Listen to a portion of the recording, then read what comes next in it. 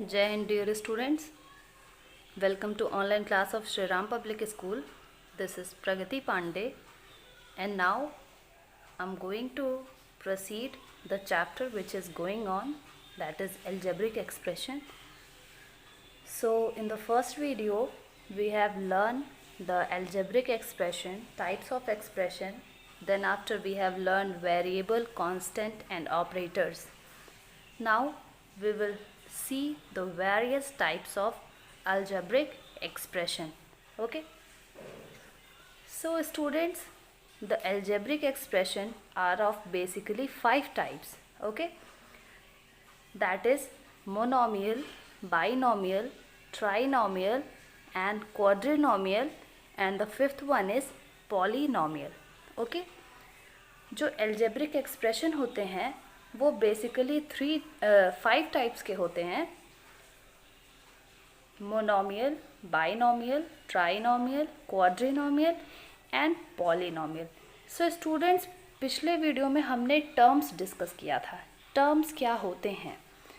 हमने टर्म्स में देखा था कि टर्म्स ऐसे एक्सप्रेशंस होते हैं, ऐसे नंबर्स होते हैं, combination of numbers and alphabets जो ऑपरेशंस के द्वारा डिवाइड किए जाते हैं. Like, so what are terms? Terms हमने डिस्कस किया था. Suppose it is written here 3x² + 5y and 6. तो टर्म्स क्या होते थे? ये 3x² एक टर्म है, इसके बीच में प्लस है, फिर 5y है और उसके बीच में प्लस है. तो यहाँ पे आप देख रहे हैं 3, 1, 2 and 3. 3 terms are here, 1, 2 and 3, and they are separated by this sign of operation. यहाँ पे आप देख रहे हैं 1 टर्म, 2 टर्म, 3 टर्म है और वो प्लस के साइन से सेपरेट किए जा रहे हैं. तो ऐसी कंडीशन जहाँ पे ये टर्म्स जो हैं, नंबर्स जो हैं, combination of numbers and alphabet जो हैं, वो डिफरेंट ऑपरेशन प्लस माइनस से अलग हो रहे हैं, तो उनको हम टर्म्स कहते थे. इन्हीं टर्म्स के बेसिस पे हम monomial, binomial, trinomial, quadrinomial and polynomial का कंडीशन देखेंगे. Okay, you can see here that monomial. In monomial, the algebraic expression consisting of a single term is called monomial. Monomial में क्या होता है? अगर एक ही टर्म दिया गया है, अगर किसी भी एक्सप्रेशन में एक टर्म दिया गया है तो वो हमारा मोनोमियल होता है. एग्जाम्पल में आप देखेंगे 6x, 6y, 6a²b, -9. यहाँ पे क्या है? यहाँ पे सिर्फ एक टर्म है, that is only 6x. Another term is 6y, 6xy, then after 6a²b, then after -9. मतलब जहाँ पे सिंगल टर्म की बात की जाएगी वो होते हैं monomial. Mono means one. Okay, that's why single term is conditioned as monomial. An algebraic expression in which only single term is present, they are called monomial. Then after binomial. Binomial में आप देखेंगे एक term है, 2 term है. 2 term अगर हैं किसी में, बाई मीन्स होता है 2. तो अगर किसी भी एक्सप्रेशन में 2 टर्म से 1, 2, तो वो होता है बाइनोमियल. यहाँ देखेंगे एक टर्म, 2 टर्म, मीन्स ऐसे एक्सप्रेशन जिनमें 2 टर्म्स होंगे उनको बाइनोमियल कहते हैं. ऐसे ही ट्राइनोमियल की कंडीशन में 3 टर्म्स होते हैं, 1, 2 एंड 3. 3 टर्म्स होंगे तो ट्राइनोमियल, 4 टर्म्स होंगे तो quadrinomial. 1, 2, 3, 4. 4 terms are here, so they are quadrinomial. You can see 1, 2, 3, 4. 4 terms are here, that's why they are quadrinomial. And now polynomials. Polynomial में हम ऐसा कह सकते हैं कि ऐसा एक्सप्रेशन जिसमें 2 या 2 से अधिक टर्म्स पाए जाते हैं. पॉली मीन्स होता है बहुत सारे. क्वाड्री हुआ उसमें 4 आएंगे, ट्राई में 3 आएंगे, बाइनोमियल में आएंगे 2, मोनोमियल में आएंगे 1. सो पॉलीनोमियल में अगर 2 से अधिक हैं, 3 है, 4 है, 5 है, 6 है, कितने भी टर्म्स हो जाएं उसको हम पॉलिनोमियल की कंडीशन में रखते हैं. Okay, so this is the topic of the day, various types of algebraic expression, that is monomial, binomial, trinomial, quadrinomial and polynomials. Okay, so you can understand very easily. Now the second thing which we are going to discuss is addition of algebraic expression. पहली बात condition ये है कि हम देखेंगे algebraic expression में कि वो मोनोमियल है, बाइनोमियल है या ट्राइनोमियल है. First thing is that we will see that if they are monomial, binomial and trinomial or polynomial. First thing is that then after we will see that they are like terms or unlike terms. Like and unlike terms क्या होते हैं एक बार revise करेंगे. Like terms क्या होते हैं, अगर मान लीजिए आपके पास लिखा है 4x और लिखा है 6x, मतलब कोफिशिएंट अगर सेम है, कौन सा कोफिशिएंट, अल्फ़ाबेटिकल कोफिशिएंट या लिटरल कोफिशिएंट. अगर लिटरल कोफिशिएंट सेम है तो हमारा लाइक टर्म होगा. दैट मीन्स अगर 4x स्क्वायर है एंड 3x स्क्वायर है तो ये हमारे लाइक टर्म्स होते हैं. मतलब लिटरल कोफिशिएंट अगर हमारा सेम है, लिटरल मीन्स अल्फ़ाबेटिकल अगर हमारा कोफिशिएंट सेम है तो हमारा लाइक टर्म होगा. अगर मान लीजिए 3x स्क्वायर y ऐसा लिखा है, 5x स्क्वायर y, अगर ये इस तरह से लिखा हुआ है तो हमारे ये लाइक टर्म होंगे. लेकिन अगर आपके लिए लिखा हुआ है 4x square y and 3x y square, देखेंगे नंबर्स को इग्नोर कर देंगे, जैसा नंबर जो भी है उसको इग्नोर करेंगे, अल्फ़ाबेट्स पे आएंगे. यहाँ x पे पावर 2 है लेकिन यहाँ x अकेला है, यहाँ पे y अकेला है, यहाँ पे y पे पावर 2 है. मतलब ये अनलाइक होंगे क्योंकि x पे पावर 2 भी यहाँ होना चाहिए था या y यहाँ अकेला होना चाहिए था. मतलब कंडीशन हमारी दोनों कंडीशन में अगर सेम होगी, जो लेटर्स हैं हमारे, जो अल्फ़ाबेट्स हैं हमारे, वो अगर हमारे सेम हैं तो हमारे लाइक टर्म्स होंगे, अगर सेम नहीं है तो हमारे अनलाइक टर्म्स होंगे. ओके, सो एल्जेब्रिक एक्सप्रेशन को जब हम ऐड करेंगे तो पहले तो हम लाइक टर्म और अनलाइक टर्म्स को अलग करेंगे. ओके, मतलब लाइक को एक साथ रखेंगे एंड अनलाइक टर्म्स को एक साथ रखेंगे. Suppose here it is an example, 6x square minus 6x plus 3, 7x square plus 12x plus 6 and 16x square plus 17x plus 3.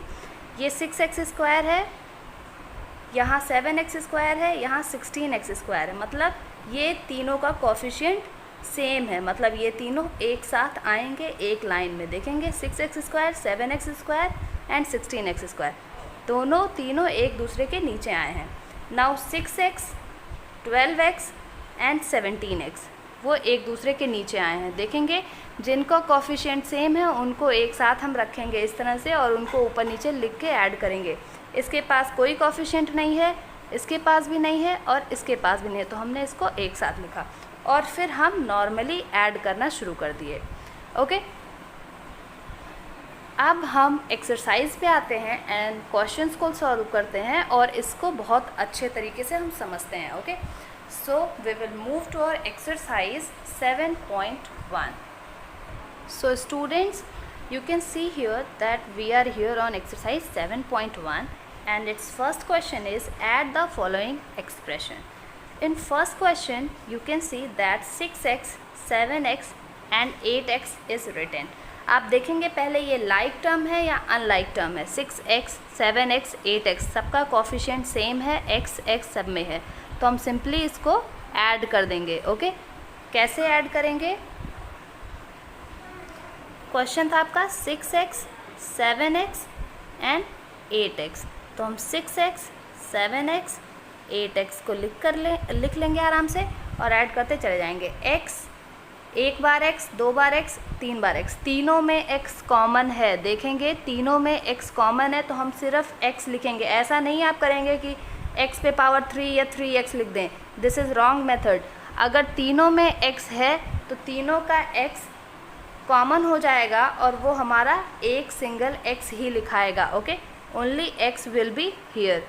6 + 7 13, 13 + 8 21. तो हमारा आंसर होगा 21x. Okay, this was our first question. Now we will see that second is 5x 6x minus 11x. देखेंगे 5x 6x minus 11x, इसको हमें add करना है. आप देखेंगे 5x और 11x को ऐड करेंगे, 5x एंड 6x को ऐड करेंगे, 11x हो जाएगा माइनस 11x. सेम प्रोसीजर जो हम नॉर्मल एडिशन सब्ट्रैक्शन का यूज़ करते हैं इंटीजर्स में, फ्रैक्शंस में एंड अदर वेज में, सेम वही यूज़ करेंगे. 5x + 6x 11x हो जाएगा. ये दोनों मिला करके 11x हो जाएगा minus 11x, that will be 0. Now third part of the question is 6x² + 6 minus 7x² + 6. आपका थर्ड क्वेश्चन है ये.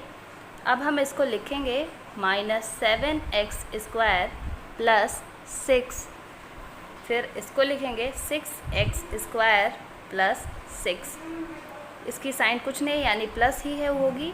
इसको हमको ऐड करना था. Overall 6 + 6 12 plus sign plus x² यहाँ भी है, x² यहाँ भी है, ये हमारा x² हो गया.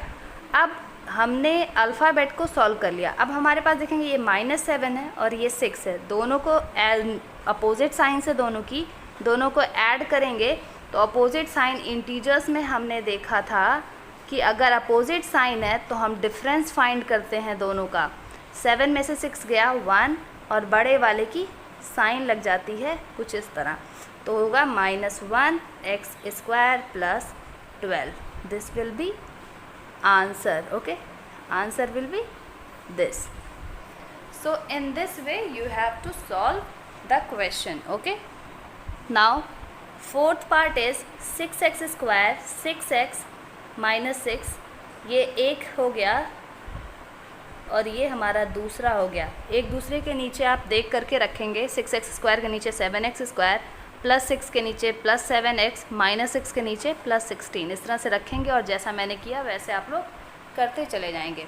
ओके, नाउ फिफ्थ वन यहाँ पे फ्रैक्शन है, इसको भी हम देखते हैं.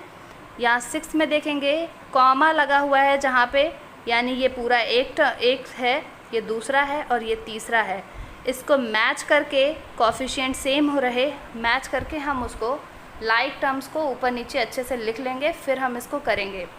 तो first, second, third, fourth, sixth, this is your assignment work. And now we will see question number 7. 7th हम देख लेते हैं और उसके अकॉर्डिंग आप 5th एंड 8th आपका असाइनमेंट वर्क होगा. Okay, so let's see 7th question. Question है 4/5a - 6/5b + 3/5c. फिर कॉमा है -3/4a - 6/5b + 3/4c, 6/5a + 7/4b - 5/6c. पहले तो हम इसके साथ a है, इसके साथ a है, इसके साथ a है. जिनके साथ a है उनको हम अलग कर लेंगे, फिर b वाले को एक साथ कर लेंगे और c वाले को एक साथ कर लेंगे. देखते हैं इसको. This is your question. अब हम ये a वाला है, ये a वाला है और ये 4/5a, ये माइनस हम बोलेंगे नहीं, -3/4a और ये कुछ नहीं है तो प्लस होगा 6/5a. ये हमारा एक ब्रैकेट में हो गया. हमको ऐड करना है इसको, क्योंकि क्वेश्चन ऐड का है तो इसलिए ऐड का ही साइन लगेगा. अब b वाले को अलग करेंगे. इसमें b है, इसमें b है और इसमें b है. -b माइनस के साथ है, -6/5 प्लस, देखेंगे सॉरी यहाँ भी माइनस ही है, -6/5b, यहाँ पे प्लस है 7/4b, प्लस की साइन. अब हम देखेंगे c किसके साथ है, 3/5 के साथ c, 3/5c plus 3/4c, 3/4c, and then after plus minus 5/6c.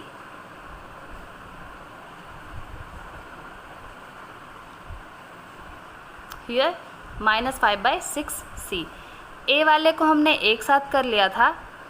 अब हम क्या करेंगे, 5, 4, 5 डिनोमिनेटर हमारा सबका अलग अलग है, यानी हम एलसीएम लेंगे. एलसीएम होगा 20. 5 20 को 4 बार में काटेगा. 4 4 ज़ा 16 ए माइनस 5, ये यहाँ से 5 बार में आया. 5 3 ज़ा 15 ए प्लस 24 ए. हमें ए से ये मिला. बी से देखेंगे 5 5 4 20 अभी भी होगा. देखेंगे यहाँ पे हमने इसका डिनोमिनेटर का हमने एलसीएम लिया, 20 आया. 20 से हमने -24b प्लस 35. 20 है, 5 20 को काटेगा 4 टाइम्स में. 4 6 ज़ा 24, माइनस साइन है, -24b. इस तरह से हमने इसको सॉल्व कर लिया. अब हम आगे देखेंगे करना क्या है. ओके 20 है यहाँ पे, 20 एज इट इज़ हो जाएगा. 16 और 24 इन दोनों का साइन प्लस है, सेम साइन वाले को एक साथ ऐड करते हैं. 24 प्लस 16 हो जाएगा 40 ए माइनस 15 ए प्लस 24 और 24 48 बी सेम साइन है, नेगेटिव हो जाएगा. Plus 35 B upon 20 plus 36 plus 45 minus 50. 45c and minus 50 इसको हम सॉल्व करेंगे. 31c/60 हो जाएगा. ये आप सिंपल इंटीजर्स का जैसे हम करते हैं उसी तरह करेंगे. 40 में से 15 जाएगा, कितना आएगा 25 अपॉन 20 ए प्लस 48 यहाँ से आपको मिलेगा 13 b/20 plus 31c/60. So your answer will be 25 और ये कट जाएगा 5 एंड 4 टाइम्स में हो जाएगा 5/4 a plus 13/20 b plus 31c/60. This will be your answer. Okay. In this way you have to solve the fraction type of algebraic expression. So students, I have solved this 7th part, and 8th and 5th part is your assignment work. You will try to do, otherwise I will tell you in evening time or whenever you ask or in the next video. So that's all for today. Do your assignment work. Thank you.